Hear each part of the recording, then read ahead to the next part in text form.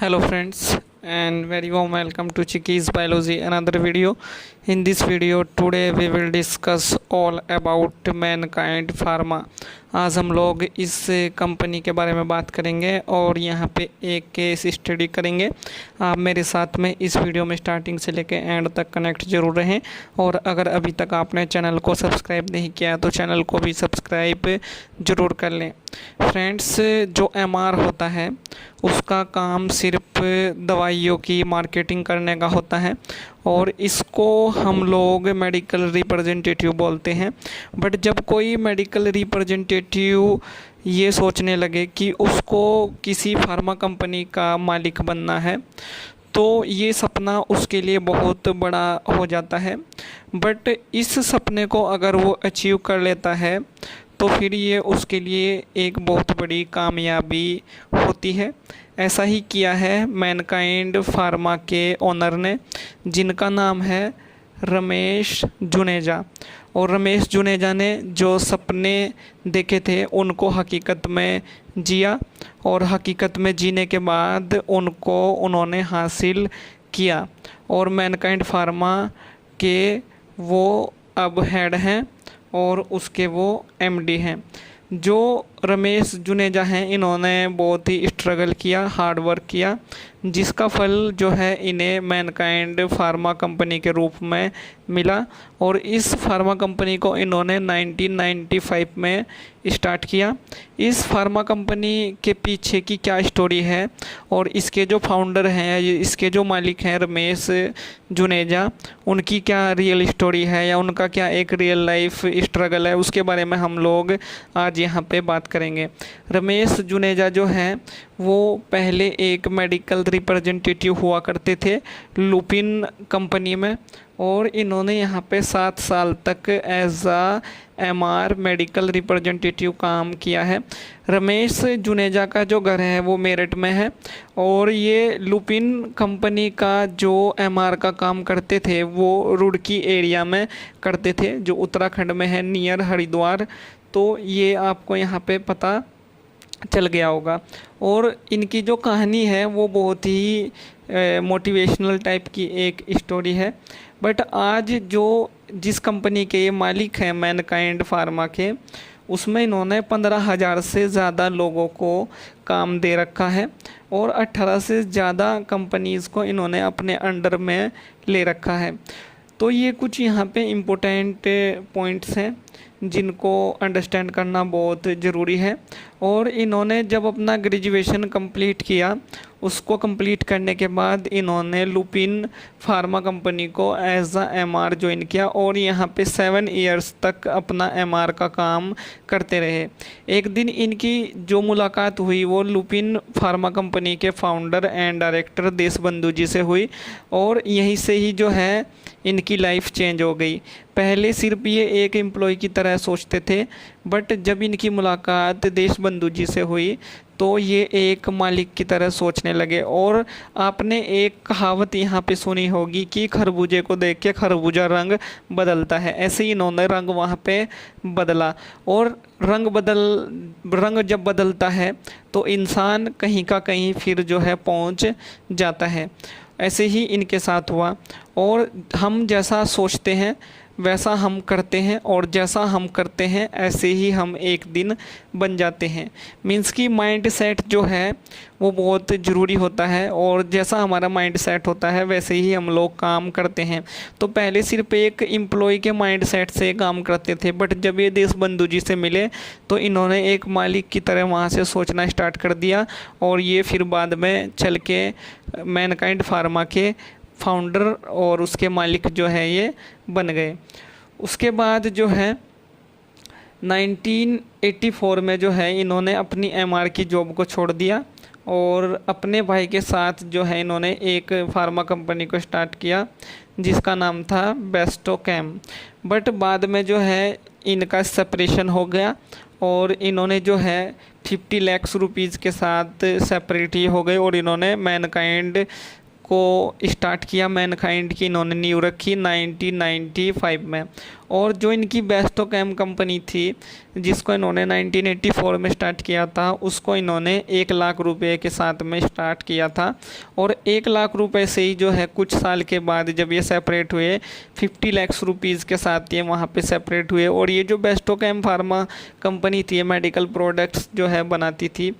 इसी दौर में जो है जब ये जो है एमआर का काम करते थे, तो एक दिन क्या हुआ कि ये हापुड़ में थे और वहाँ पे एक घटना जो है इनके सामने घटित हुई। और वो घटना जो है इनकी लाइफ का एक टर्निंग पॉइंट थी बेस्टोकेम स्टार्ट करने से पहले। इस घटना में क्या हुआ कि एक जो बंदा था वो अपनी वाइफ के साथ में एक मेडिकल स्टोर पे मेडिसिन लेने आया, जहाँ पे रमेश जुनेजा जी खड़े थे। और वहाँ पे जो है उस बंदे ने बोला कि मेरे पास उतने पैसे नहीं हैं कि मैं अपनी वाइफ को दवाई दिलवा सकूं। और उसकी वाइफ को ट्यूबरकुलोसिस हुआ था, ट्यूबरकुलोसिस की बीमारी हुई थी जिसको टीबी बोलते हैं। और उसके पास में जो है वहाँ पे पीतल के कुछ बर्तन थे उस बंदे के पास जो अपनी वाइफ को टीबी की दवाई दिलाने आया था। और रमेश जुनेजा जी उसको वहाँ पे देख रहे थे, तो उसने बोला कि बर्तन ले लो मेडिकल स्टोर वाले को और मुझे दवाई दे दो, मेरे पास पैसे नहीं हैं। तो रमेश जुनेजा जी ने जो है उस कहानी से बड़ी सीख ली कि कितने गरीब लोग जो है इंडिया में परेशान हैं, जो हाई रेट की मेडिसिन्स को वहाँ पे नहीं खरीद सकते।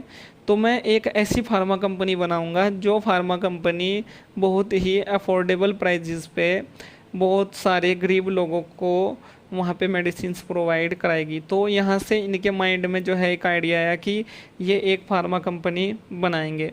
और इन्होंने अपने भाई को अपने साथ में लिया और बेस्टोकेम फार्मा कंपनी जो है वो स्टार्ट कर दी।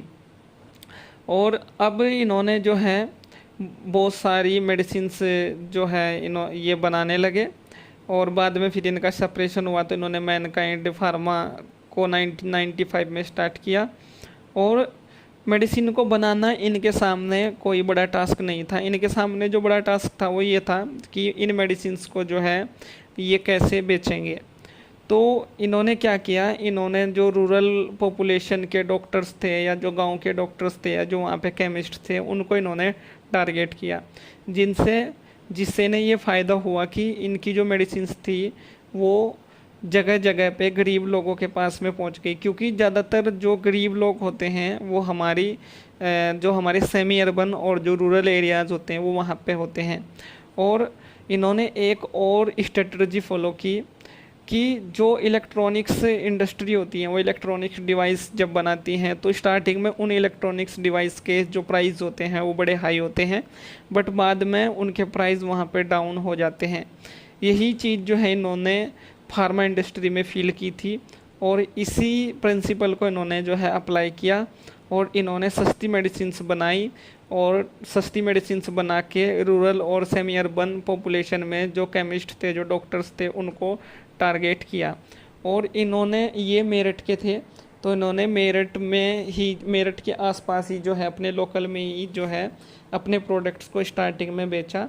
क्योंकि लोकल की चीज़ों पे लोकल के जो डॉक्टर्स होते हैं वो ज़्यादा विश्वास करते हैं, लोकल के एक बंदे पे वहाँ के जो डॉक्टर्स होते हैं वो ज़्यादा विश्वास करते हैं।